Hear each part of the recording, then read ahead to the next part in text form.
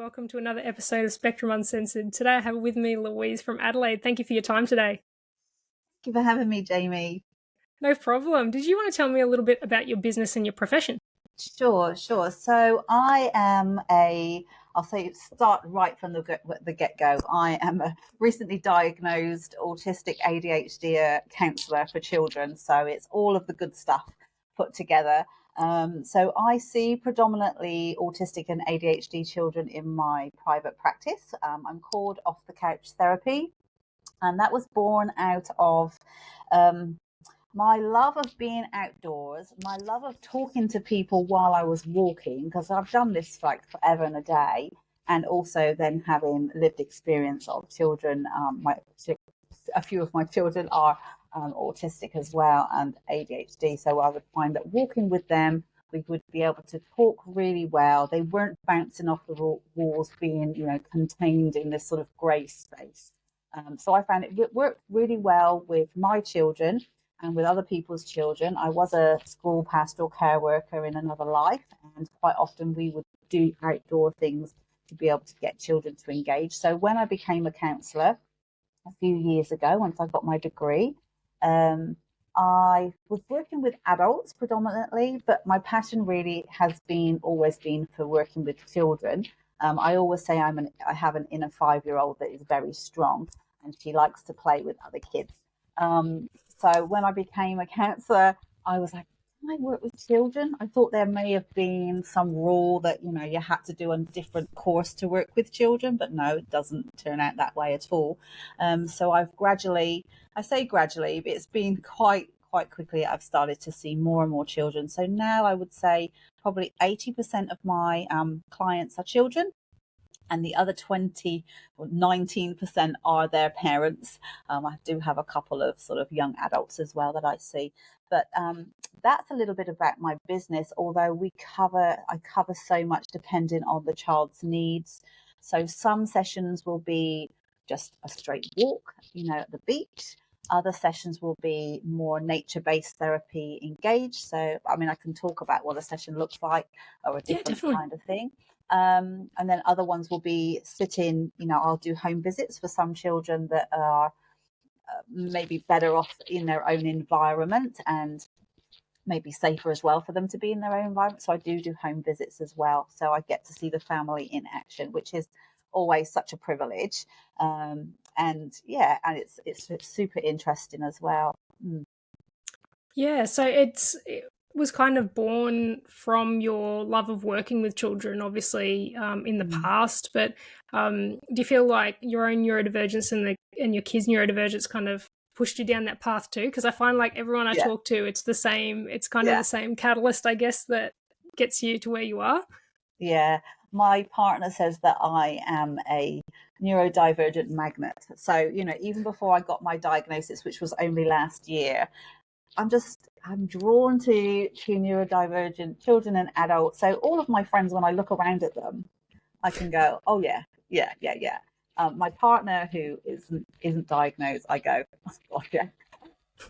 So it's like we draw our crowd to us. So it wasn't even that I set out to mostly support autistic families and their communities. It just happened because that's who is drawn to me and I'm drawn to them. And it became quite obvious that, if you don't have a good rapport with your therapist, then, it's not going to work. So the ones that I do have the good rapport with are one of us, we're we are the same. Basically, I am them and they are me. So that's why we get on so well. Yeah, it's definitely a very similar story that I hear a lot with people or professionals that work within relevant fields for neurodivergent people. It's always a story somewhere along the line that has kind of, it's pushed you down that path, but not like unwillingly, but just it's giving you that direction. And I find I'm the same. I'm very much like a big kid at heart, and I find that especially neurodivergent kids are very drawn to my like vibe, I guess. And it's like, oh yeah, but she's fun. And I'm just like, well, I mean, I have to be a grown up, but I don't know. I'm just a big kid. Like I just, it's absolutely. Yeah. And it's I don't know, I've always thought about working with kids, even like in a special school setting or something like that, because I just love that. I just love being around them because they're all so different and unique. But then we all kind of just get each other and we're kind of the same too. It's hard to explain unless you really have been in it. But yeah, it's nice to be able to relate to people that way. And I'm the same with my friends. They're all neurodivergent, either diagnosed or undiagnosed. There's just, yeah, it's a guaranteed thing. You can just tell, like, I always say that I can't work out if somebody's neurotypical, but I can work out if they're neurodivergent. So if I am not getting neurodivergent vibes from them, they're clearly neurotypical. That's the only way I can work out what a neurotypical person is. I don't know if that makes sense. Yeah, no, it does. But then sometimes you get to know them a bit more and then you go, oh, I see it now. Or I like the ones where somebody will come in and say, my kid's a neurodivergent, my husband's neurodivergent, but I'm neurotypical. And I'm like, okay, yeah, taking notes, yeah. And then I'm just like, by the end, it's like, no, you're not. Yeah. So there's, some people are just like, where did that come from? But the more that people learn about what neurodivergent is too, I think a lot of it is just, lack of awareness and education. Like, you've got older people that are saying that it was never around when they were kids, but the same person saying it eats the same thing for lunch for the last 80 years. And, so you're just like, it's been right under your nose like this whole time. So it's very interesting. So I imagine you see that a lot too, where you've got like, you're doing therapy sessions for kids, but the parents are undiagnosed and you kind of see that connection as well. Yeah. And look, that was one of not the main reason, but it was a reason for me being diagnosed. I saw that my son was, struggling with all sorts of different things at school, had been, I'll say, a crazy baby right from the word go. Bless him. He's a mini me. And that was the thing. And so when I went into a new relationship, I split up from their dad and all of those things. Went to a new relationship. This new set of eyes would say to me, you're the same as your son. I'm like, really? No. So when I did go for my diagnosis, and like what you said, like it wasn't around when I was a youngster.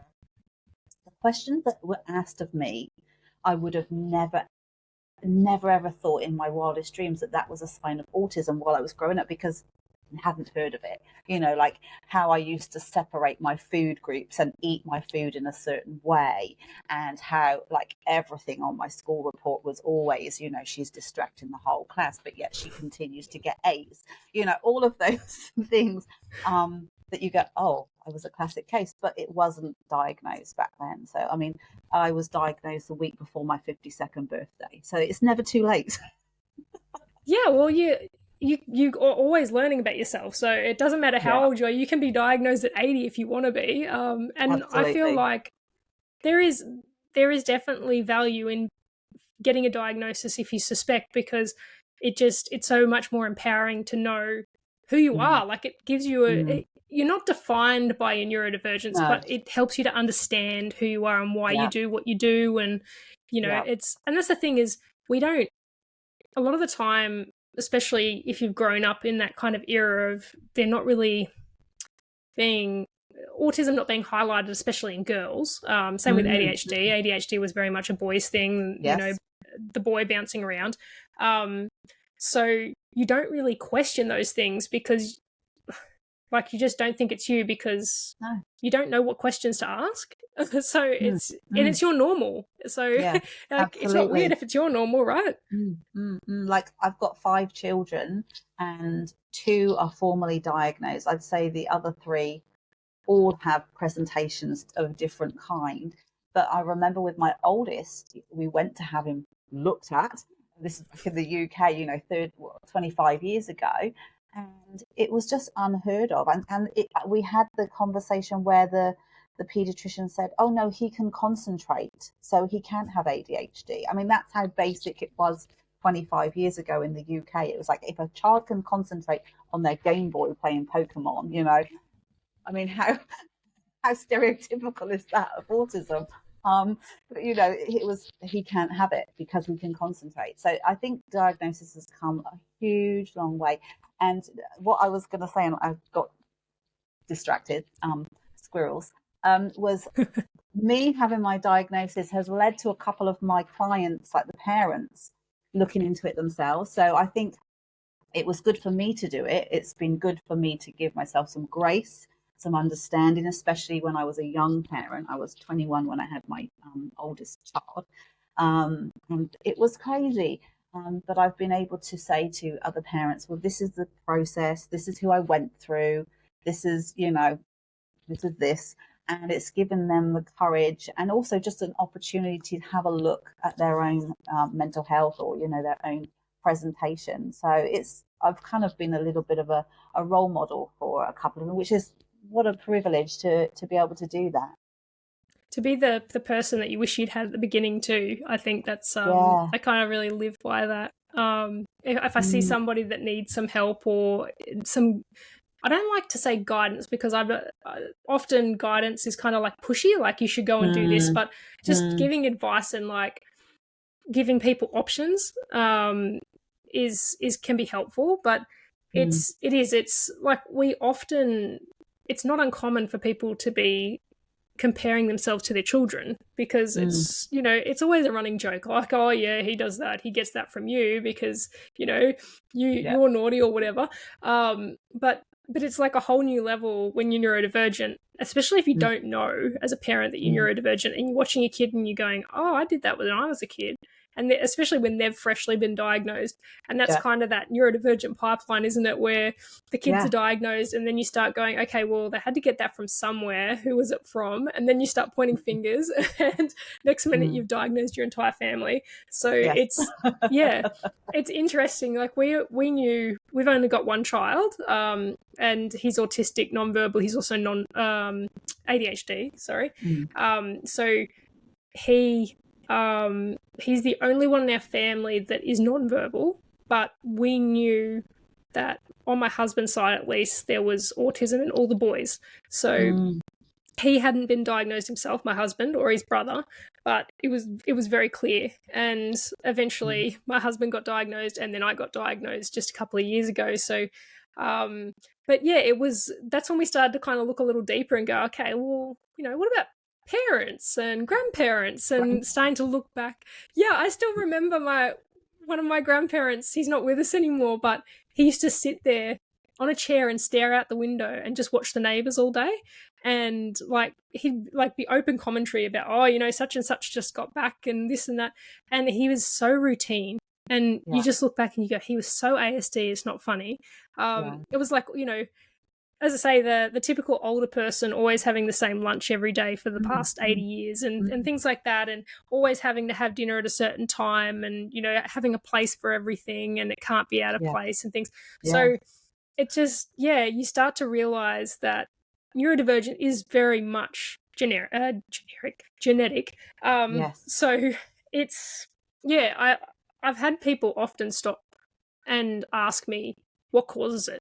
And it's like, well, they don't know, but clearly a lot of it is to do with genetics. So, I mean, it's one of those kind of hot, controversial topics because you get lots of people blaming vaccinations and things like that. And it just happens to be that those kinds of things coincide with the timing of when autism starts to kind of show. Because my son didn't really show any signs as a little one. In hindsight, there were sensory issues, but I was a brand new mum at 22. I didn't I was just like, he's just being dramatic. Like, baby, you see videos of babies all the time trying a food and being like, ew, that's gross. So you don't think much of it. But then once you find out what you find out, you realise, okay, no, like, that's, if you know, you know.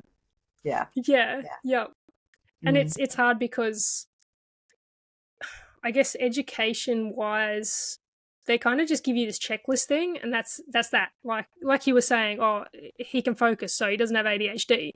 But that's not necessarily true. It affects everybody differently. And I find that for me personally, my ADHD affects me more than my autism, I think, anyway. That's what I was told too. Yeah, just not being able to gather my thoughts, and I don't know, it just feels like everything's chaotic all the time.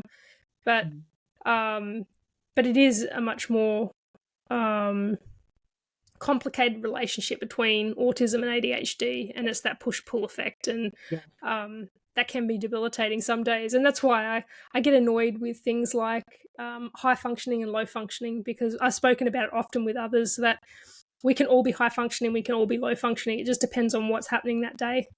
Yeah, it's completely like setting as well. You know, what's gone on before, what's happening, what's, you know, have you been having thoughts about something else? Is there a holiday coming up? You know, is there a transition that's quite, you know, traumatic that, you know, it has just taken place? I mean, there's so many different things that can set us off, isn't there? And sometimes we don't even know. We feel it in our body, which is why I do EFT tapping as well with the children, because it really sort of gets them back into their body. So sometimes we can feel this like nervousness in our body, and we're like, where has that come from? And we don't remember that we've had a conversation with the parent or the teacher or something that's like got our nervous system all like in a bit of a jelly. So there's so many things. There is. It's like, and like I'm hypervigilant as well, which I don't know is part of the ADHD or autism or trauma.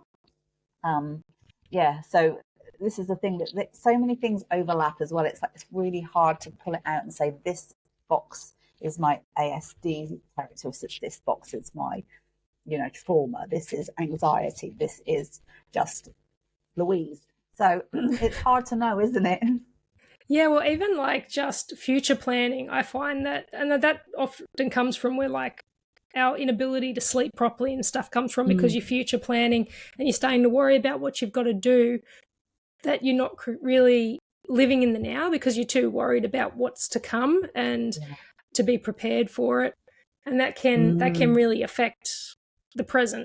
So it's really hard to kind of keep all those things in check, and people are just like, oh, you know, just don't worry about it, or just focus on this instead. And it's like, but you don't understand. I can't focus on just one thing, and I definitely can't not worry about it. It's like the worst thing you could say. Yeah, this is where like the nature-based therapy and the walk and talk therapy is so great for neurodivergent people, because you are actually having to be in the moment. I mean, yes, of course you can sort of go off on a tangent and look at birds and whatever, but you are actually in the moment. And I do some mindfulness exercises, and we do nature journaling, and what I've been doing the last couple of sessions, which has been so good, is I've given the children a bucket. So I've done it 3 times this week. It's so fun. And we have looked for different textures. We've looked for different colors, things that we're drawn to, whether it's, you know, a piece of gravel or a piece of grass or a flower. And we've been, you know, careful to not take anything that, you know, shouldn't be taken. We say thank you to the plants or the trees. Thank you to whatever has presented us, whether it's feathers. And then we've collected them up in a bucket. I've put out my big yellow mat over a table, and then we've been able to create pictures or, you know, different textures. And it's just such a beautiful experience to get the children to be aware of what's going on, be outside, really interacting with nature on such a soft, gentle, beautiful experience. And it's very sensory as well, so it works really well for ASD kids. So yeah, I love it.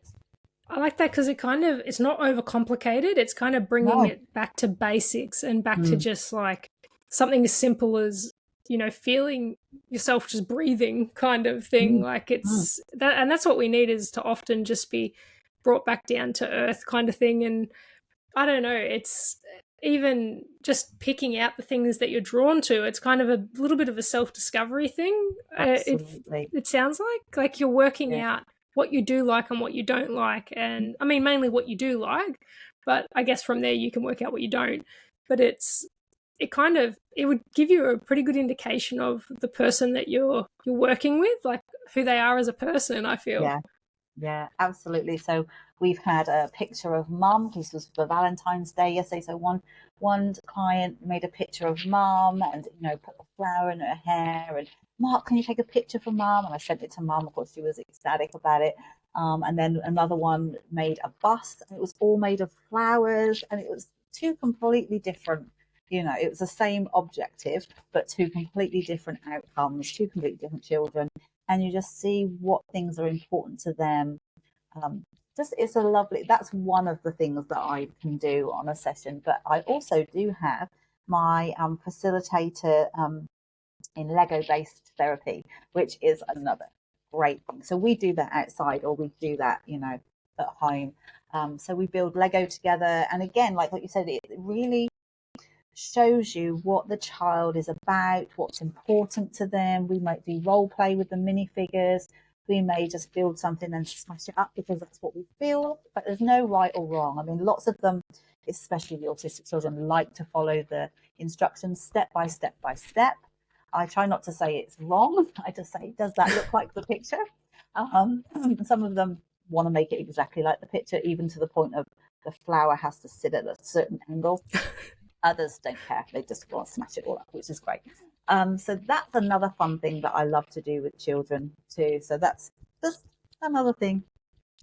It's just that creative outlet. My son's very similar. Like, as a young one anyway, he's almost 11, but when he was really small, he was very particular. We always used to joke and say he was going to work as like a shelf filler, because he would face everything. Like, even in the cupboards and stuff, he'd turn it all so the labels were right. So he would very much have been like that, in that, the flower had to see exactly right. But he's also very much like cause and effect. So he definitely copies what he sees and things like that, and we worked that very early on. But if he started to do something a bit strange, we're like, what's he watching on YouTube? And then we'd go and have a look, and sure enough, he was copying an experiment he saw on there. So we've had to be mindful of that. But I just love watching these kids and adults try and navigate in their own way how they're going to do something and what that looks like to them, because as you said, everyone is so unique in their perspectives and the way that they do things.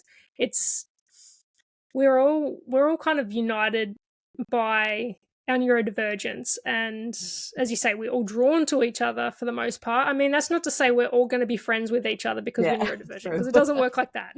But there's some people, I mean, I'm like, you're neurodivergent, but you are not my cup of tea, so we'll just leave it at that. And that's okay. Yeah. And like, I used to get annoyed because people would say, oh, you should go and be friends with such and such because they've got a nonverbal child too. I'm like, I need to relate to them more than just that our children are nonverbal. Like, that's not quite how friendship works, but like, they meant well, but it just, that's often, that would be the same as saying that the neurodivergent children couldn't play with the neurotypical children because they're different, they're wired differently. So I just think that's ridiculous. But yeah, I mean, if you're in a session at like home or something like that, are you just doing activities that are of interest, like special interests, or how does that kind of work? We can do. So before I see any client, I have a fairly, in-depth conversation with their parent carer.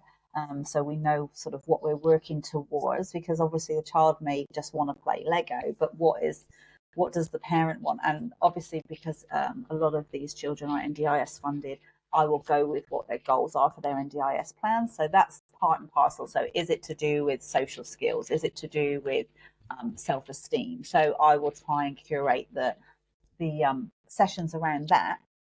But quite often, and this is the beauty and the gift of ASD, is we just go with the flow, and I try to see what is needed there and then. Because yes, the parent might say this is what's happening at school, but then you have a client who's very dysregulated because of food that they've eaten this day, or something that's happened at home, or their socks are just not right. And that happens a lot with my son. So there could be other things that I need to address first before we can go into some of those bigger goals. So some of it may be about resilience. Some of it may be just about getting some fresh air and running off some steam because they're really dysregulated that day. So I really try to be child-led. As much as I do have the NDIS plan to look at, and I do have the parents' wishes and what they're hoping to gain from therapy. But yeah, at the end of the day, the kid comes first. They're the ones that know what they need. And I think that's probably where the beauty of having a good rapport with your therapist is. I mean, they say 80% of therapy is all in the rapport between therapist and client. If you have a really good rapport with them, then they're going to open up to you. And it can take it can take sessions and sessions before they feel, especially for autistic children, to feel that they are being heard and being validated and being valued. And I just love them. I just want to love on them all the time. And then they can open up with what's going on at school. I do find with autistic kids, well, I'm probably ADHD because it's like an executive function thing. They forget. So you say, "How was your holiday?" So we've just come back off of holidays and we're in school now. How are the school holidays? And they go, "I don't remember," because they don't really remember much of what's happened really up until probably half an hour ago. And I find that with my journaling. I'll do my journaling and I've missed a day. I go, I have no idea what I did yesterday. So I think it is very much about being in the moment and dealing with what you see. And if you do get some clues from parents, teachers, then, we can try and get those memories going. Like, oh, so I heard that you had a really great time, at West Beach or whatever it might be. Yep. Yeah. Yeah, I love childhood therapies because it's all about control and safety kind of thing. Like a lot of these kids don't really have much within their control, not like the average person would, and always constantly being told what to do and how to feel and how to act.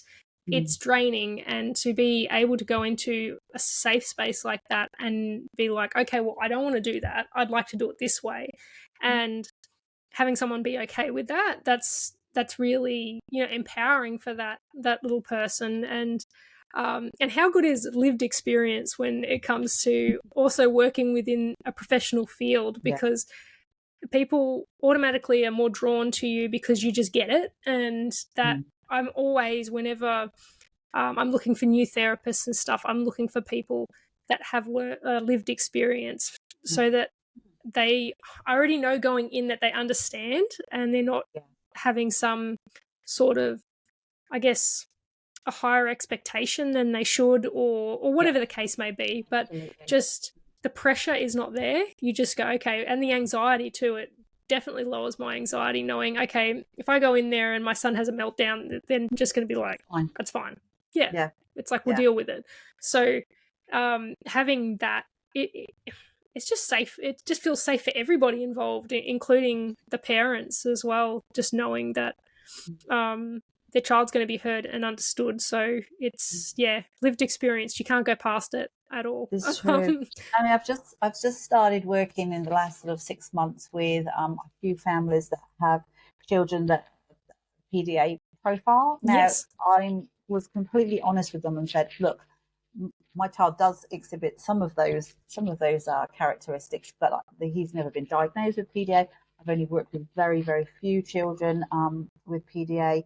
So I was completely honest, but I've said to each one of them, please tell me where to look so that I can support you. So, so I've gone and done a few workshops. I've read up about it.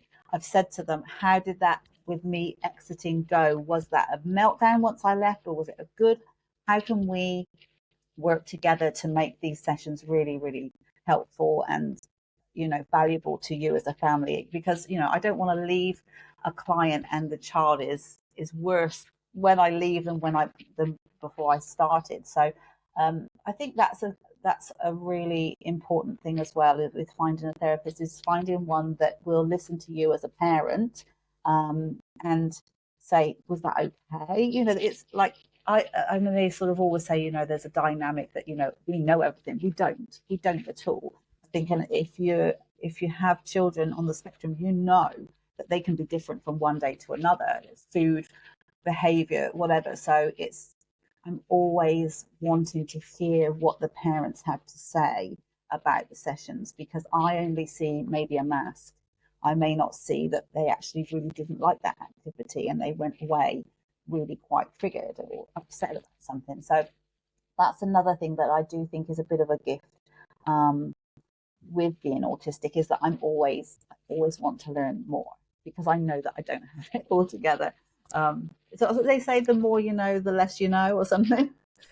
Yeah, something like that. But I mean, often within neurodivergent families, you can often feel like your life is spiraling out of control a bit, especially if there only has to just be one little cog that's not quite working right, and it can just derail everything. So it's nice to have people that actually care pretty much. And like, you know, it's all tailored personally, because it's not one size fits all.